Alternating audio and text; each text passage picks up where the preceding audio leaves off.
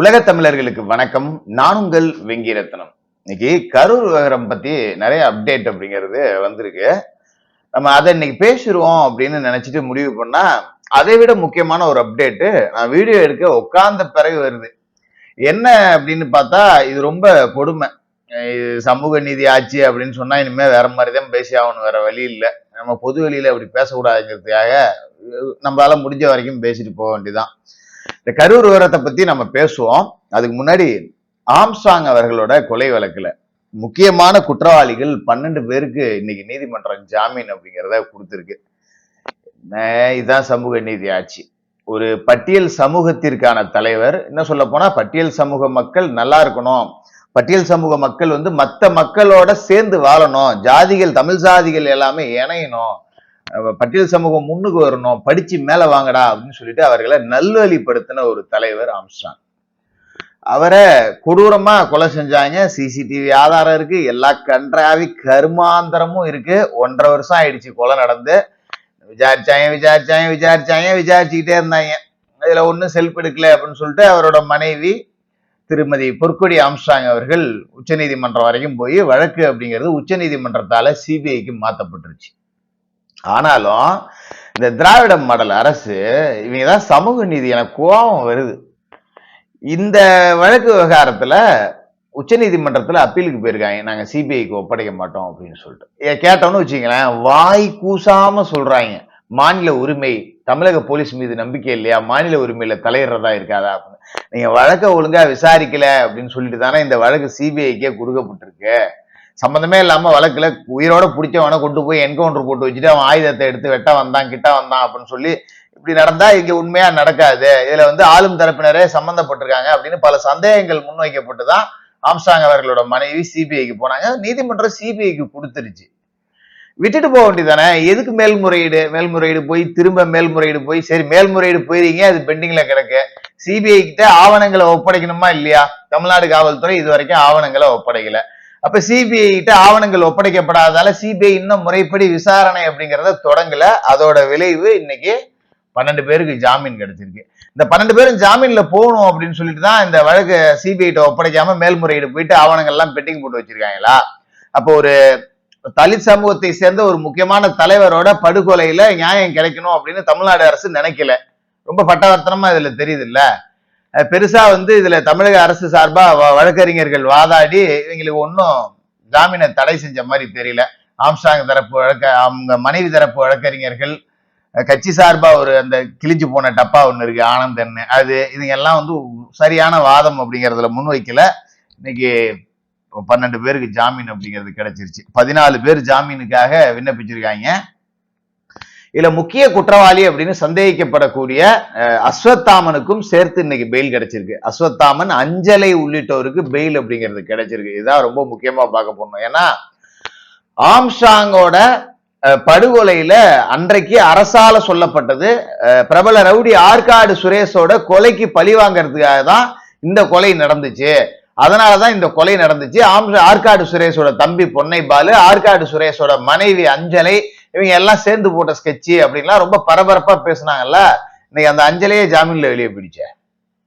முக்கியமான குற்றவாளி அஞ்சலை ஜாமீன்ல போயிடுச்சு. டெய்லி ஆஜராகி கையெழுத்து போகணும், சாட்சியை கலைக்காத அப்படின்னா, இந்த மாதிரி பெரிய பெரிய கேஸ்ல இருக்கிறவங்க எல்லாம் பெரிய ரவுடிஸ் டான்ஸ், அவங்க எல்லாம் சாட்சியை கலைக்கணும்னே அவசியம் இல்லை. அவங்க வெளில வந்துட்டாலே போதும், எப்பா வெளில வந்துட்டாங்கப்பா, பேர் போட்ட ஆளே போட்டு தள்ளிட்டு வந்துட்டாங்க, நம்மளாம் எங்க திமுல பேசாம அடங்கி உட்காந்துருவோம் அப்படின்னு தானே மக்களோட மனநிலை, சாட்சிகளோட மனநிலை அப்படிங்கிறது இருக்கும்.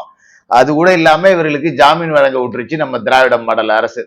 ஜாமீன் அப்படிங்கிறது ஒரு சட்ட நடைமுறை தான். ஆனா இந்த மாதிரி முக்கியமான வழக்குகள்ல குடுக்க விட்டுட்டு வேடிக்கை பார்க்கறதை விட ஆக சிறந்த கேவலம் வேற எதுவும் இல்ல.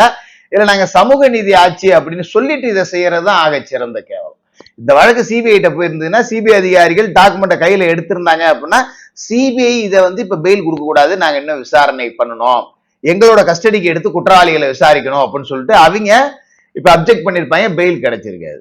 அப்ப இவங்களுக்கு பெயில் கிடைக்கணுங்கிறதுக்காகவே அவங்கள நீங்க அப்பீலுக்கு போயிட்டு இருக்கீங்களோ இல்லையோ அப்படிங்கிற சந்தேகம் நமக்கு எழுதா இல்லையா? மக்களாகிய நீங்க தான் முடிவு பண்ணணும். உண்மையிலேயே திமுக வந்தாதான் சமூக நீதியை நொட்டுவாங்க அப்படின்னு சொல்லக்கூடிய தலித் சமூக மக்கள் உண்மையிலேயே உங்களுக்கு கொஞ்சமாவது இந்த ஆம்ஸ்ட்ராங் மேல ஒரு பரிதாபமாவது, அவர் மேல உங்களுக்கு பெரிய மரியாதை கூட வேணாம், இந்த அம்மா இன்னைக்கு பொட்டிழந்து பூவிழந்து நிக்குது, அதை பார்த்து பரிதாபப்பட்டாவது திமுகவை தூக்கி எறிங்க அப்படிங்கிறத கேட்டுக்கிட்டு கரூர் விவகாரத்துக்கு போவோம். கரூர் விவகாரத்துல சிபிஐ கிட்டத்தட்ட ஒரு திடீர் திருப்பத்தை உண்டாக்கி இருக்கு அப்படின்னே சொல்லலாம். ஏன்னா சிபிஐ விசாரிக்காத நபர்களே இல்லை, எல்லா பக்கமும் மாத்தி மாத்தி விசாரிச்சாச்சு. இதற்கு இடையில ஆம்புலன்ஸ் ஓட்டுநர்களை எல்லாத்தையும் நேற்று விசாரிச்சாங்க. இதுல இன்னைக்கு தமிழக வெற்றி கழகம் சார்பா ஏற்பாடு செய்யப்பட்டிருந்த ஆம்புலன்ஸ் 3 ஆம்புலன்ஸ் ஓட்டுநர்கள், 2வது அந்த கரூர் நெரிசல்ல காயமடைந்த 3 நபர்கள், இவர்கள் இன்னைக்கு சிபிஐல ஆஜராகி அவர்கள் விசாரணை அப்படிங்கிறத முடிச்சிருக்காங்க. இதுல பெரும்பகுதி கரூர்ல நாம விசாரித்த வகையில் நமக்கு வரக்கூடிய தகவல்கள் என்ன அப்படின்னா, பக்கத்துல எத்தனையோ ஹாஸ்பிட்டல் இருக்கு. சம்பவம் நடந்த வேலுசாமிபுரத்திலேயே பெரிய பெரிய மருத்துவமனைகள்லாம் நிறைய மருத்துவமனைகள் இருக்கு. அங்கெல்லாம் விட்டுட்டு இவங்க ஏன் இங்க இருந்து காந்தி கிராமத்துக்கு போறாங்க, பாலத்தெல்லாம் தாண்டி இங்க இருந்து அங்க கூட்டிட்டு போனாங்க அப்படின்னு தெரியல. இத சம்பந்தப்பட்ட ஆம்புலன்ஸ் ஓட்டுநர்கள்ட்ட விசாரிக்கும் போது ஒரு முக்கியமான அதிகாரி தான் எங்களை அந்த ஹாஸ்பிட்டலுக்கு எல்லாத்தையும் கூட்டிட்டு வர சொன்னாரு அப்படின்னு எல்லா ஆம்புலன்ஸ் டிரைவர்களுமே ஒட்டுமொத்தமா ஒரே அதிகாரி பேரை சொல்லியிருக்காங்க அப்படிங்கிற தகவல் வருது. பட் அந்த அதிகாரி யார் அப்படிங்கிற தகவல் மட்டும் நம்மளால கண்டுபிடிக்க முடியல. வந்த தகவலை அப்படியே சொல்றேன். ஆனா எல்லாரும் ஒரே அதிகாரி பேரை தான் சொல்லியிருக்காங்க. பட் அது வெளியில வரும். கத்திரியா முத்துனா கடத்தெருவுக்கு வந்துதான் தீரணும். இதற்கிடையில ஒரு அதிகாரி சொல்லியிருக்காரு அப்படின்னா, கரூரை சேர்ந்த முதலமைச்சர் செந்தில் பாலாஜி. செந்தில் பாலாஜி தான் கரூருக்கு சிஎம். அவர் சொல்லாம அதிகாரிகள் ஆட்டம் போட்டுருவாங்களா என்ன? கரூர்ல எஸ்பி யாரு அப்படின்னா கரூர் எஸ்பி செந்தில் பாலாஜி, கரூர் கலெக்டர் யாரு அப்படின்னா செந்தில் பாலாஜி, கரூர்ல இருக்கிற எல்லா கிராம நிர்வாகத்துக்கும் விஓ யாரு அப்படின்னா அதுவும் செந்தில் பாலாஜி, தாசில்தார் யாரு அப்படின்னா செந்தில் பாலாஜி, கரூர் ஜிஹெச் மருத்துவக் கல்லூரிக்கு டீன் யாருன்னா அதுவும் செந்தில் பாலாஜி தான். கரூர்ல இருக்கிற எல்லா உயர் பதவிகளும் ஒரே நபர்கிட்ட தான் இருக்கு. செந்தில் பாலாஜி அப்படிங்கிற ஒற்றை நபர்கிட்ட தான் இருக்கு. அப்படிங்கிறதால இது அடுத்தடுத்து செந்தில் பாலாஜி மீது நமக்கான சந்தேகங்கள் அப்படிங்கிறத வலுக்குது அப்படிங்கிறதா சொல்ல முடியும். இதற்கிடையில ஒரு முக்கியமான தகவல் அப்படிங்கிறது என்ன அப்படின்னா, செந்தில் பாலாஜியோட அரசியல் அப்படிங்கிறதே மிரட்டல் அரசியல் தான் அப்படிங்கிறதெல்லாம் காலங்காலமாவே உங்களுக்கு தெரியும். இந்த விவகாரத்துல நீங்க ஓட்டுக்கெல்லாம் மக்களை கொண்டு போய் அடைக்கிறது போறது வர்றது எல்லாத்தையுமே பார்த்திருப்பீங்கல்ல. இல்ல அந்த பாதிக்கப்பட்ட நபர்கள் அதிகம் யாரு அப்படின்னு பாத்தீங்கன்னா ஏமூர் அப்படிங்கிற ஒரு கிராமம். ஒரு 3 பேருக்கு மேல அந்த கிராமத்தை சேர்ந்தவர்கள் இறந்து போயிட்டாங்க.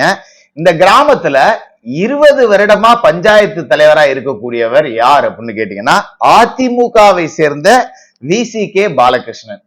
விசிகே கட்சிக்காரர் கிடையாது, அவரோட இன்சியல் விசிகே. அதிமுகவை சேர்ந்த பாலகிருஷ்ணன் 20 வருஷமா தலைவரா இருக்காரு. 2001 இருந்து அவர் தான் தலைவரா இருக்காரு.